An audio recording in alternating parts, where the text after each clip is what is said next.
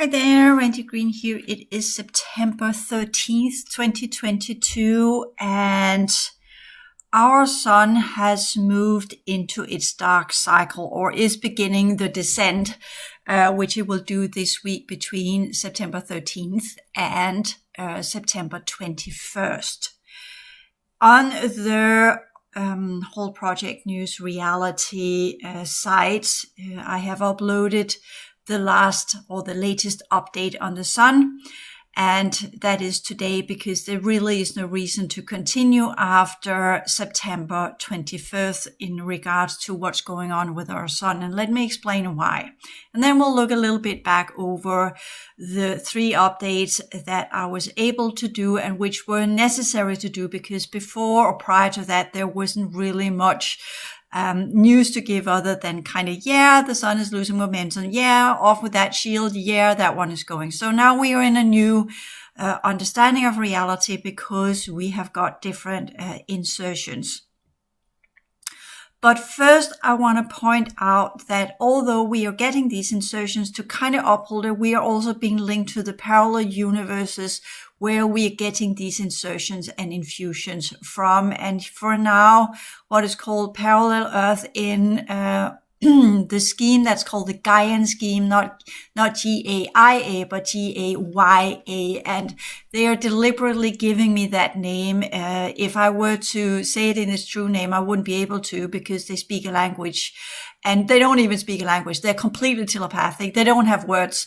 So they have constructed that word for us so we understand, because we have a tendency to call our planet Gaia with an I, especially when we talk about the 1-7 pillar that had in the outer domain the first Earth, which many refers to as a Gaia in our stellar or galactic history, verbal connotations and ideas of our Earth histories having had different Earths. So that also understand we are on Earth 5 in terms of that, and we have had ancient cultures talking about that.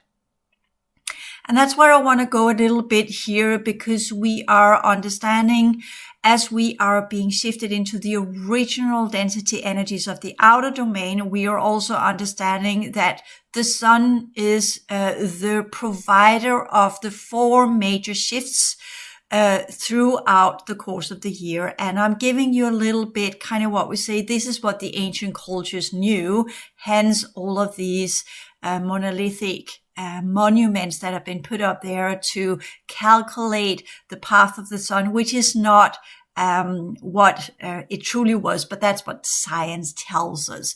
But there were depictions of different, and when we talk Egyptian culture and when we talk some of the ancient cultures of the 4th seeding, which is all we have got left, the rest of them are in the 4th dimension before the new 4th seeding that were put in play some years ago. Whenever that was, we can't calculate in linear time because it was in the 4th dimension and there is no time.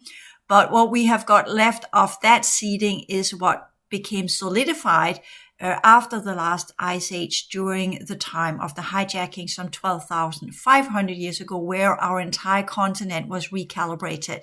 And I'm here talking about Earth continent, and where we had ice caps covering the soil, or what we call the solid ground, as well as the watery aspects of our planet. And beneath the ice cap was a huge continent. And I know this is not what science tells you, so don't get hooked up on looking up on science and Pangaea and all these things, because they thought that was zillions of years ago.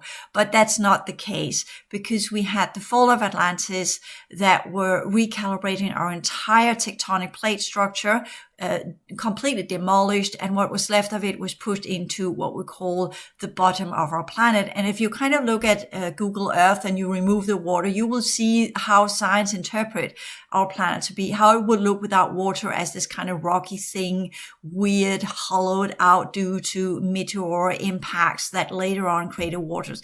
Everything they're depicting is due to their concepts of planetary history, which is inaccurate. But it is what it is. That's what they can see. And they don't understand that technically the planet we have now was reconfigured 12,500 years ago, began 15,000 years ago, and that it is even possible. And we are undergoing the same recalibration now. So that's the difficulty of this, the reconfiguration, the recalibration into the original density energies that were very similar to how our original reality field in the outer domain looked before the enclosure was created. The enclosure is our planet.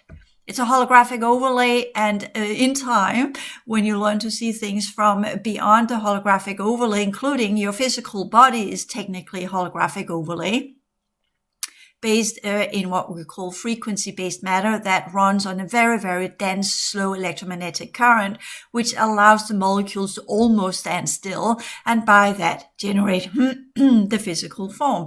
The same with our planet. So as we get accustomed to the holographic sciences and get more and more in tune with density, holographic, vibrational, radiation dynamics, and understand that everything is energy that moves in specific patterns, that creates specific patterns, and by that changes the configuration of what we are part of, well, then that's where I'm putting this in as a kind of alternative news to what science is giving you and what you can look up on spaceweather.something, because there's a lot of space weather channels out there telling you this and that, whatever, what they can look up of the information provided by the different observing facilities such as NASA or NASA and these groups that are doing what they can do to monitor the holographic overlay, artificial construction, Earth, Sun, and whatever is going on out there and what we are being allowed to see. So the sun is a huge ball of energy, and it has what we call a shell, similar as our planet has a shell. And even though I call it holographic overlay, it does not mean that it's not tangible, that it's not solid, because it is. And this is the understanding of holographic dynamics and science, is how holographic features can both be fluctuating, but also if you slow down the vibration of it, then it becomes solid, and then it appears to be solid. But if you rise up the vibration of it, it ceases to be solid, and then it becomes fluctuating again. And that's what the sun and our planet and everything we're seeing around us is through the glasses of what we call a slow or enormously dense type of vibrational energy that has been altered and crystallized in specific crystalline patterns that are upheld by specific types of alien technology. And if you remove that technology, then the crystalline structure will evaporate, and then our configuration should go into the original, what we call density 2 configuration that should be in the lowest point of the fourth dimension as we understand it, but the outer domain of the original reality field architecture. And there we would have, the sun would be something else. The sun we have is engineered. So when you're saying, is there a sun in the original reality field? No, because it's not necessary to have suns.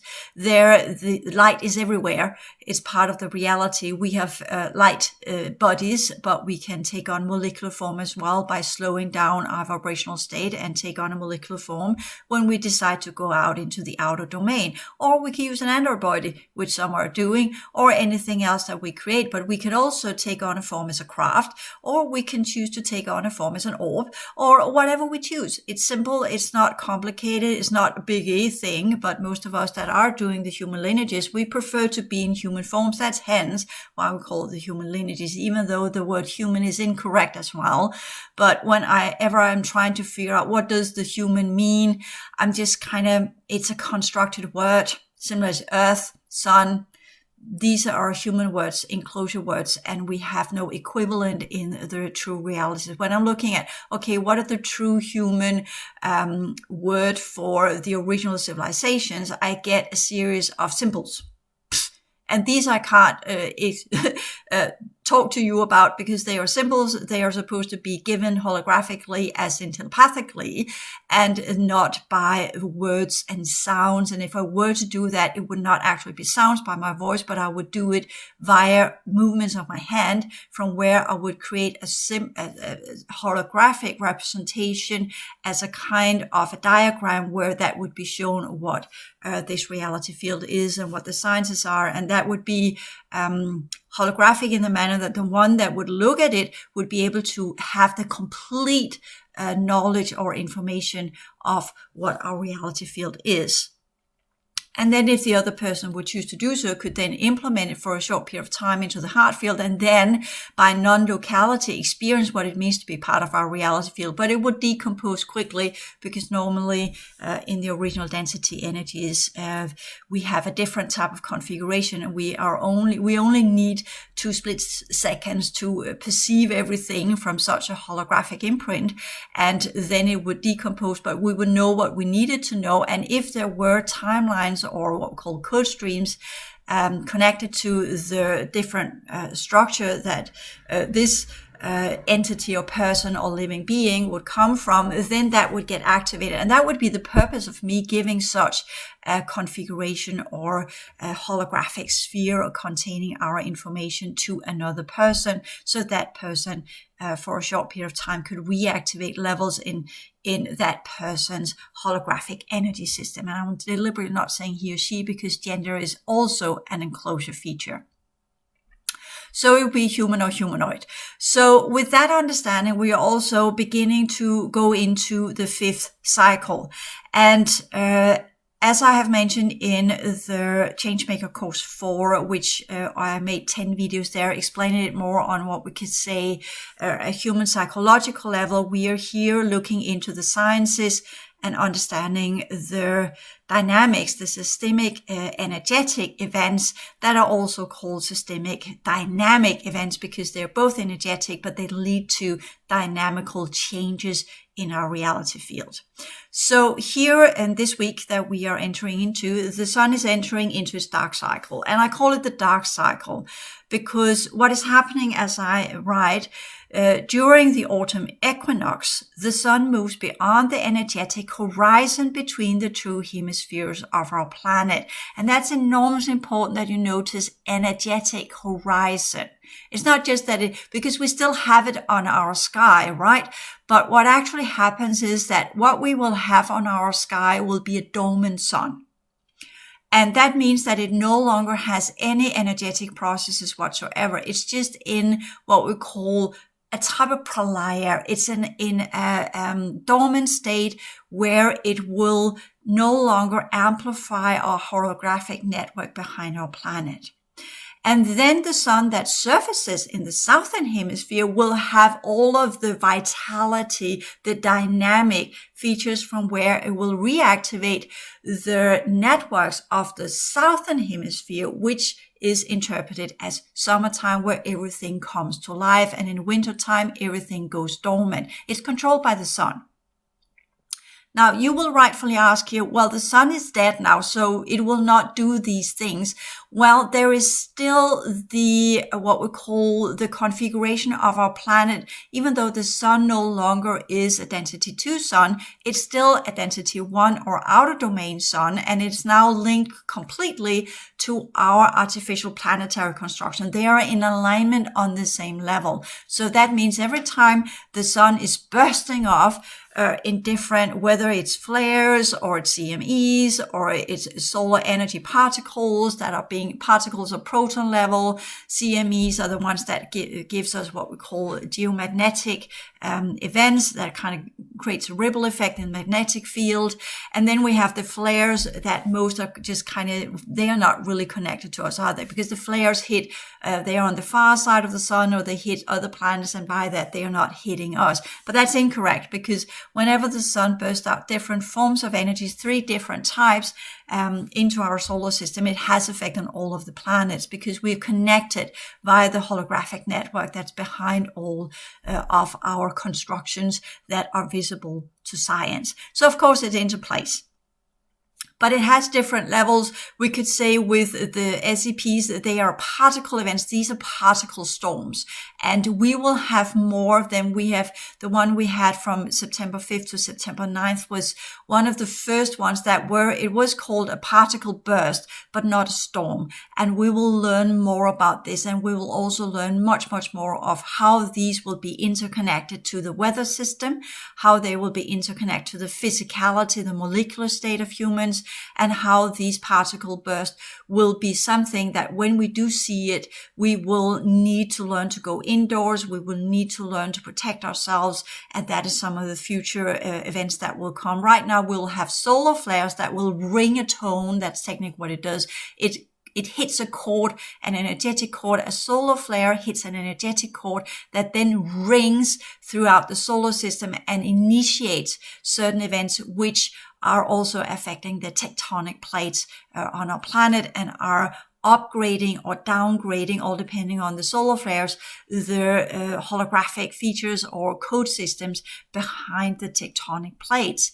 And since the sun is now a dying sun on a density 1 in what we call a lesser state of the fourth dimension, what is coming now is all, whenever it sends out that ringtone from the sun, then it's another signal of shutting down holographic network. It's literally, these flares are like swords that are now cutting away the holographic network. And that's part of why the viable cycles that are left within our planet will become less and less viable. And then they will begin to sink into the abyss as the natural dynamics are for such systems as ours. Because the outer domains where we shed off energies is not supposed to be prolonged, and the sun is an artificial construction to artificially control the different infusions of energy, as well as the Pralaya state of where the forces of the abyss surfaces into the planetary reality network from where these entities can do their thing. And that is depicted in, for instance, Egyptian and older types of European or middle Mediterranean iconography, difficult word, where they show that during when the sun is on its high from spring to autumn, we have a specific type of entities roaming our planet. They are called gods in our language, which is incorrect. These are different entities of previous civilizations that resurface in these times due to the different networks that are activated. In summertime, we have the fourth cycle activated with hints of the fifth. When we go into the winter time, autumn, winter, we are having the third cycle, second cycle that are being activated. The first cycle is what the Blavatsky material called the Hyperborean area, and there it's completely etheric. It was in the fourth dimension, therefore we don't have rings from the first cycle, except from what we could say some older types of technology that is still around that were transferred into the second cycle, and by that have become part of the second cycle, but it ties to the first cycle. The first cycle after the timeline event is technically the abyss. It melted completely with the abyss. And that's why when we talk about the 1-7 cycle, where we hit the human realm in New Grand cycle cleanup and activation cycles in 2034, that's those of humanity that has not learned how to generate their own energy field, they will be in trouble then. Let us just put it that way. That's kind of where we will have from 2034 to 2045 or something like that. That's 11 years. I know it is normally a 9-year cycle, but that's where we will have the largest impact. From 2026 or 2025, we will have the activation of the 2-8 pillar, and that's the second cycle. That's the underworld, which we will now be prepared for, because as the sun goes into its dark cycle, it enters into the third and the second cycle. We are having kind of the third cycle during from September until December, and then we go into the underworld from December 21st and until mid-February, where we'll then begin to rise up back into what we call the fourth cycle that resembles more what we understand as a reality. And you will say, of course, it will go through a version of the third into the fourth again. So that's kind of, it goes a dip into the second cycle during wintertime. And that's why those of us who have the site, wintertime is always a fucking nightmare. And that's why whenever the sun is not shining, we go indoor as they did in the Middle Ages and the old times of our civilization. They gathered around the fire, they went indoors, they went to sleep, they were not actively out there, there was no light. Only the ones that were able to deal with these night crawlers would be out out there in the center point of the tribal community, and most would be kind of hidden away under different talisman and all sorts of stuff to keep these entities at bay. So we're here talking shells of earlier civilizations that are resurfacing into our reality field during the dark cycle. And that's because we are connected to the second cycle. So that means it becomes part of our reality. And the goal of that one is that these entities, as they come in, they will reconnect to humans that have a similar configuration and technically take them to the underworld. That's not a good thing, right? So now you begin to understand some of the rituals that are going on during winter time. We have Halloween on October 31st, where we kind of say, yeah, now it's really kicked off. We have 10 days, it goes in, and then on October 31st, it kicks in. And then in the beginning of November 2nd, we have the Day of the Dead. And then it runs in these cycles when we talk about the old Celtic myths and the understanding of how to actually work against this. And that's one of the reasons why the original Celts were eradicated and taken over, so nobody would be able to really understand these dynamics and how to prepare for them. So there is a specific configuration that we will insert every year in this week. And those of us who have the original code sequence for it, we will do it automatically. Others will then begin to undergo trials that will unfold in week 38, where the trials will come in play. So you kind of see we're having now week 10, where we are being positioned with what we have earned during our fourth cycle period, including the distortion. It's the distortion that will determine when we go into week 38 or 38.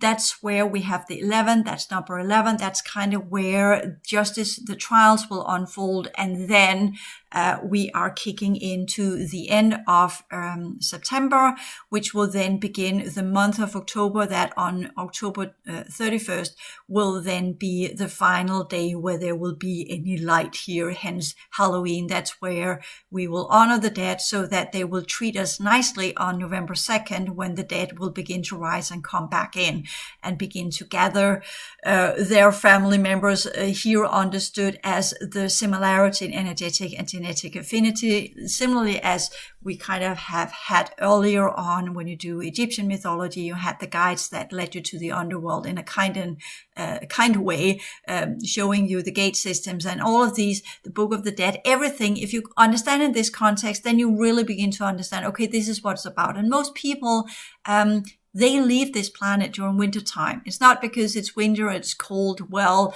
the diseases are a sign of the second cycle reviving itself into the human genome and into the human reality fields, the collective, due to the contamination rate of the second cycle. And that is causing the illness that comes in play. And plus, the sun is no longer emitting second cycle energies to burn, or what we call original second cycle or density 2 energies, to burn off these ailments, which is what the sun is doing during summertime. And then we are left with our own configuration of what we have rightfully earned during the time from spring until autumn. So that's the cycle of the year where our energy system aligns with these dynamics of what we have earned and what we are doing during summertime. And it's interesting that in the northern hemisphere, also in the southern, that in summertime, that's kind of where people go into kind of vacation state, as in slowing down whatever they're doing. They're no longer productive. And then they're putting it all for winter time, where that's where society is the most productive. But that is actually the complete opposite way of how it's supposed to be. We're supposed to be most productive from spring until autumn, as we saw it in the old farmer communities, where we're working the land, where we're transforming the energies of the land by our crops and by our work and by our mending the house and taking care of her, mending the clothes or whatever we're doing, that all sorts of outdoors activity. Mending the clothes were mostly done during wintertime, but still, which also had a symbolic representation of when we're mending the clothes, sewing, repairing and doing these things that were possible indoors. Then we were also showing by that ritualistic way of working with different forms of matter that we were now focusing on our local environment, whereas during summertime we were focusing on the outer community environment. So these are some of the dynamics that will come back, and that's why I'm putting it in here, because what we have got when we talk about the directives, we have more or less got the last one, unless something is necessary to be put in. Everybody here in the northern hemisphere, Europe, what have you, not all over the place, but at least Germany and Denmark has prepared for winter by already putting out that we will not use the same amount of electricity this year as we normally do, because this is what we rely on during wintertime. There we are harnessing the energies of our magnetic field. And the sun is no longer fueling it. So now you begin to see the understandings and ramifications of why we need to not overuse electric power during wintertime, and we need to change our ways, because there we harness the energies of our magnetic field. And that means that there will still be news releases when we talk about the events on our planet, because that will all come down to, okay, how many have learned their lessons of kind of going into lockdown, which we will see, or shutting down the electric grid or the use of electric power to preserve as much of what we can of the magnetic field during wintertime, because the sun will no longer fuel the magnetic field. So we will no longer have this possibility of tapping in via our wires into the overall magnetic field from where our dipolar wires and generators are harnessing the energy. We are already harnessing the energies of our planet. Science just haven't understood that yet, because they don't understand how electromagnetic fields are interconnected from humans to planets, to magnetic field around planet, to the solar system, to the sun itself, because they have not understood the different subtle layers. They see it as visible light, but they still stupidly enough think that it's not interconnected. Of course it is.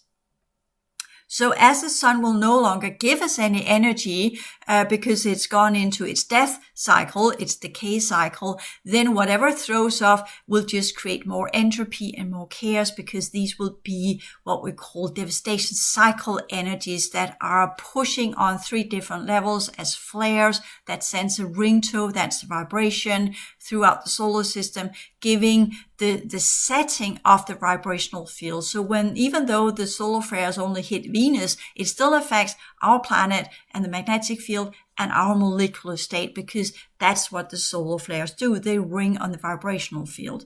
The CMEs vibrate on the geomagnetic field, so that affects our physical vessel or molecular state. And the particle bursts that are connected to the galactic core, and science does not know this, so don't look it up on the internet. You will not sit on this one. Comes from the galactic core, and now you begin to see why they have worked their way through the Gaian system, the parallel 1-7 first cycle civilizations that are still there. They're semi-android, unfortunately, at least when they operate inside our reality. Because when they are shifting from their reality to ours, they are living in a parallel universal structure where they do not have electromagnetic energies and the configuration is different. So they need a vessel to operate inside this reality. That's the semi-android vessel, which what the Greys are as well. That's why they've been engineered for that purpose of being able to work in different structures that have different architecture and different energetic configurations, because they are non-affectable. They are biometric. They are bioneurons. That's the neuronic fibers that they have. They are adjusting to the radiation fields of the system they are entering, and their molecular state is only, they don't have a vibrational field, but it's molecular, that will then adapt via these different sensor systems that are built into their bio network, the bionic network that androids have. And that aligns with the holographic network of the reality field they're a part of. So they are adjustable. Okay.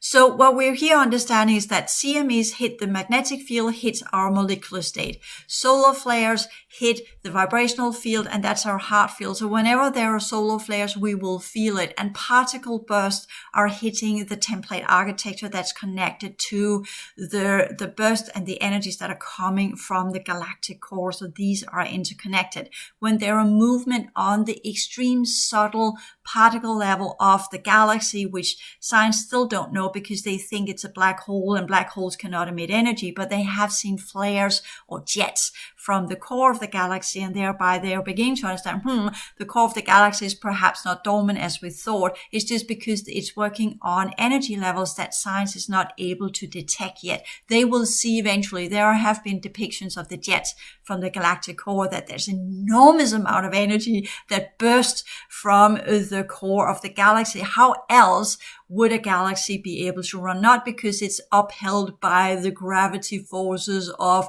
the black hole in the center of the galaxy, so we're being a little bit condescending here with the sciences, because that's what they think, but it's the opposite around. There is so much energy, there is rings around as the galaxy that where these arms are spiraling the enormous amount of energy that comes from the galactic core. So that's how that's a different perception than what science are seeing. The black hole galaxies, these are the ones where the energies have gone the other way around, and they are beginning to what we call toroidally, as with the toroid dynamics, are beginning to pull in the energies of the magnetic arms, or the arms that we are seeing in galaxies. That's when a galaxy begins to decay, then it's pulled into a black hole. Yes, absolutely. But that's the end cycle of a galaxy. And that's what had happened to our galaxy on August 17th, 2017, where our configuration of our galactic core would change from being emitting to beginning to retracting. And that's why they have inserted the assistance from the parallel universal structure, which is not the parallel universal matrix. The parallel universal matrix races are what we call the regress races of the LPU, and I will no longer focus on them. So whenever I say parallel universal structure, the pus, then we are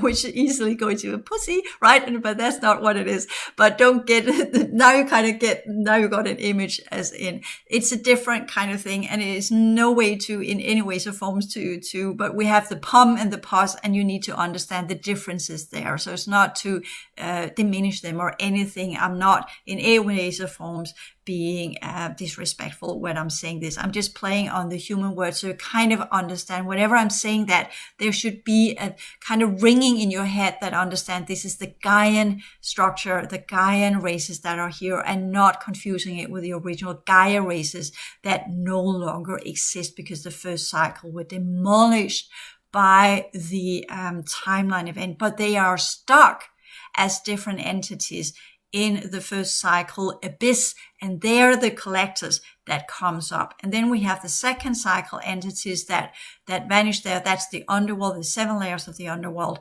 And then we have the third cycle that technically goes into what we call the sky, where we have the AI and connected to some of the machine worlds, the android worlds, which is still very much in play, since it's both part of the LPU as well as the Dark Avatar Collective, the DAC.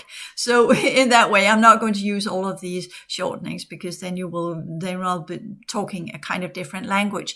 But sometimes it's good to play with that, because that's when you begin to understand that 3-syllable word as DAC is covering for a complex information system, then you begin to work with symbols. Then it's easy to, instead of seeing it as DAC, you can then begin to see it as a symbol. And then before you know of it, you have the whole complex information system shown to you as, again, this orb that emits radiation energies that are technically what we understand as the code systems or the code streams that connects to a holographic network, from where it becomes part of the overall holographic network.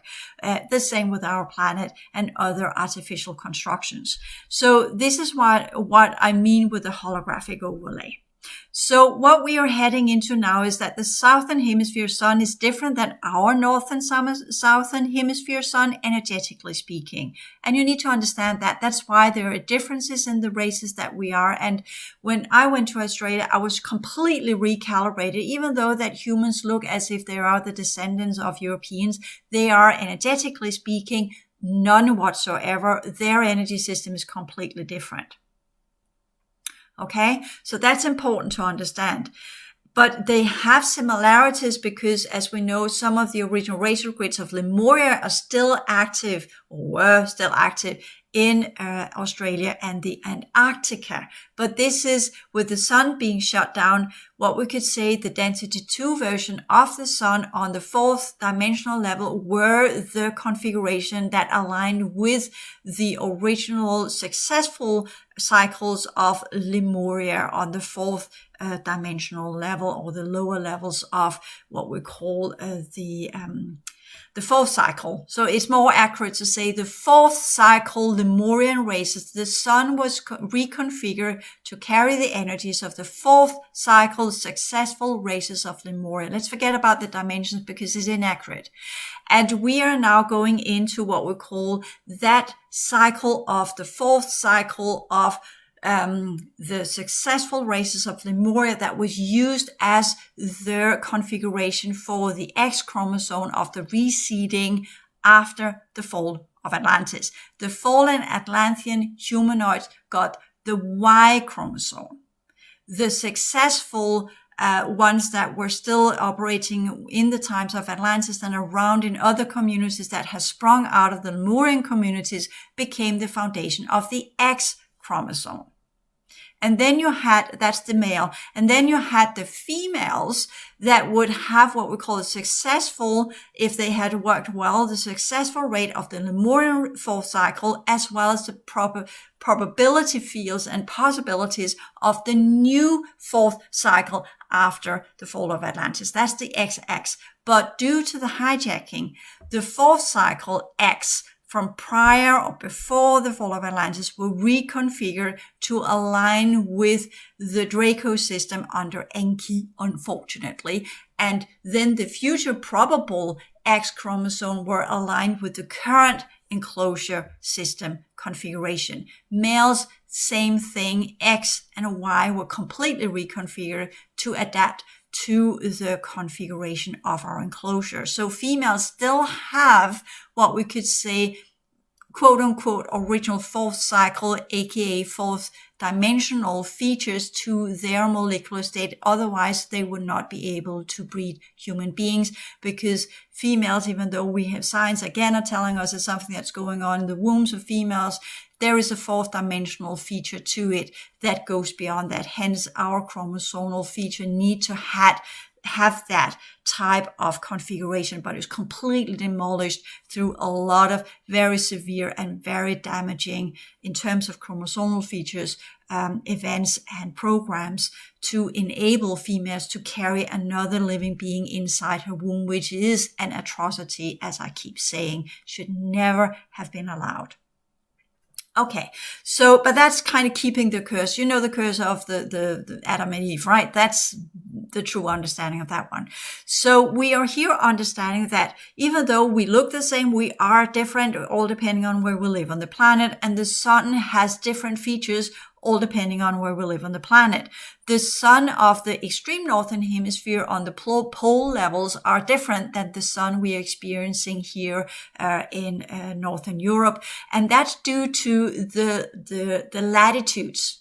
These are the rings I'm talking about, the 5 rings. They are denoting the 5 different versions of the sun that are being adapted to enable a future human civilization to rise up that will be part of these 5 rings that will have different molecular states and different consciousness traits and different functionalities. And the northern hemisphere, the North Pole level of it, Arctic will of course melt, and then a complete new continent will rise up there. And then what we have got left of the other latitude rings will then be merged with this new continent, and that's the new seeding that will take place there. And the rest of the planet will be either underwater or the whatever's left of the tectonic plates will demolish due to the lack of energy infusions from what we understand now from the sun. There will no longer be energies that are upholding the magnetic field as we know of it. There will be created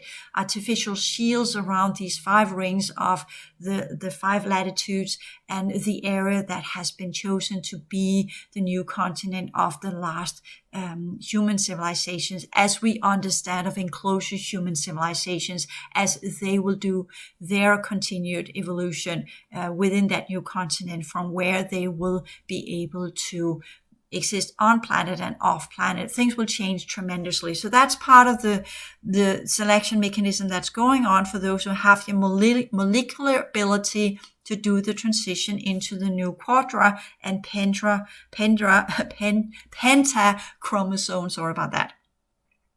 The new X5 configuration or 4-5 configuration that is in play, and then they will shift into being 5-5 configurations and then 5-6. And then once that happens, that will be the end times of what will be created as, again, an artificial reality that, even though we say it does look as if it is sort of reality we know of, it has absolutely different reality features to it. Also holographic vibrational radiation energies to it. So therefore, the new civilizations must have a molecular configuration that allows them to reconnect to the holographic network, and at the same time also be able to generate their own flexible crystalline structures that can both be molecular but also can be purely energetic, so they can uphold themselves. And these are some of the new programs that will come. These are some of the new sciences that we are already beginning to implement, so we can do the shift for those of us who choose to stay on the planet, or for those of us who choose to move on, we can do the progressive work and become this light body orb structure and go back to, via the networks, to the original progressive worlds, first transiting via the restoration programs. And the humanoids can choose to align with whatever is left of the other humanoid races that are present on our planet, and some will go to parallel universal structures under the Gaian races and other races that will come later on, when we have learned to operate within the perception fields and the perception levels of the holographic realities that we are part of in the outer domain. So this is the complete configuration of who and what we are into the future civilizations. So what we are to understand, that in wintertime, the northern hemisphere sun is put on hold. Seriously, it's dormant. It's not giving off anything until the spring equinox. And there, with that shift, the old, so to speak, let me put it this way. The northern hemisphere sun is put on hold until spring equinox. And with this shift, the old networks connected to our realm can recalibrate, clear out distortions, and get ready for the new annual cycle in the northern hemisphere between March 20th, 2023 and September 21st, 2023. So our work now, and that would be like this for the rest of our existence within this reality, at least for the next 5 years. Okay, let's just put it that way. Then we are so deep into the 2-8 pillar cycle, and there might be different things, and I'm not sure I will be out on the internet whatsoever, or whatever's going on. We'll figure that one out within the next 5 years. A lot of things will change. A lot of things will not be as we're accustomed to, so there's no point in doing 5-year plans or whatever. We're just doing it now. We are now heading towards the dormant period of the sun. That's the dark cycle. We are preparing ourselves for the reconnection to the second cycle, and whatever that means. And we are learning to recalibrate our energy system so that we are in alignment with as much as we can of the original Lemurian state before the fall of Atlantis.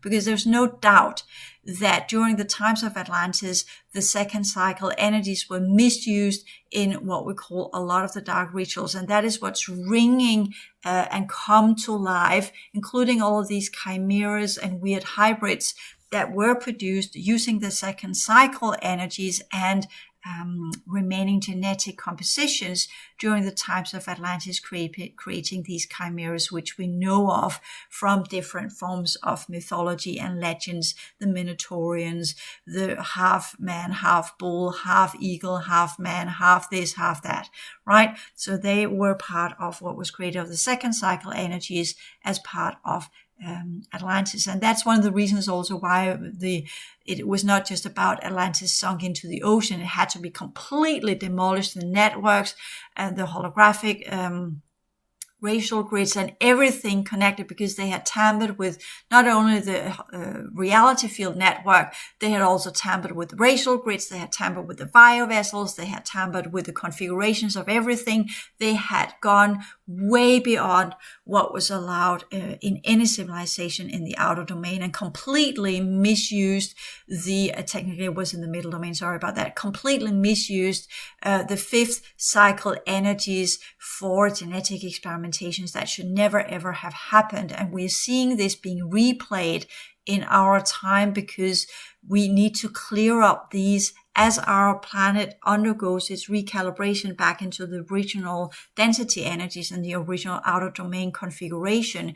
Then the past timelines will activate their content in the cleanup processes, so that those who were connected to these atrocities that were reseeded will have their final chance to come straight and clean things up. And if not, well, then it's the ticket, the grand ticket with the fast track rocket during the dark cycles to the abyss, hollowing them out year by year as their past inventions and their past experiments are coming back up and collecting them. So now you begin to see how things are interconnected. It's not happening randomly. It is happening due to the activation of the original cycles. Everything that were connected and are connected to the past cycles will then be pulled there, unless we disconnect the timelines, clear out our energy system, and get ourselves back on track, following the principles and the rules of how things were supposed to be, and not all the mess and the different experimentations that's been going on in our reality field on the density 2 level. And the outer domain, as I keep saying, that's where we clean up our mess of the past and of our previous inclinations of the earlier configurations, energy system configurations we had in these past cycles. Again, cycle 1, not necessarily completely, that's deep space, that's black space, that's emptiness, that's the abyss. So nothing to clear there. But second cycle and third cycle, that is what we are to work to clear out as quickly as we can if we want to navigate through the 2-8 pillar cleanup and activation cycle. So with that one set here, there is more to say about the sun, and I'll do that one in the next video. Thank you.